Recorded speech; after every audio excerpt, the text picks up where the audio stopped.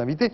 Mais tout d'abord, on va souligner cet engouement assez inhabituel finalement de tout un pays pour une couleur, pour le bleu. Ce maillot bleu qui aurait peut-être été un petit peu, allez, on va dire ringard dans les rues il y a quelques mois. Eh bien aujourd'hui, c'est à la mode, c'est très tendance comme on dit. C'est la maillomania que nous raconte Christelle Bertrand avec Laurent Amida.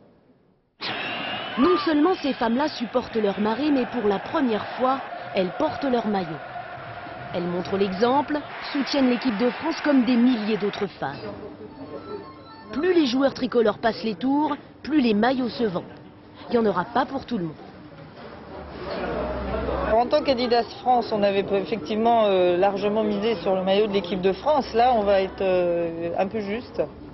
Juste dans le nombre et juste dans les tailles. Les magasins sont proches de la rupture de stock. On veut aussi être beau avec ce maillot, mais c'est dur d'en trouver un qui vous va comme un gant. Je voudrais porter le maillot de l'équipe de France pour voir pour quelle équipe le supporte. Là.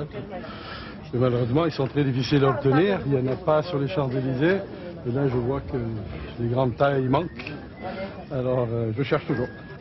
Le maillot bleu-blanc-rouge est aussi devenu un souvenir pour les supporters étrangers. Meilleure vente dans le magasin, le match Zidane-Ronaldo est lancé.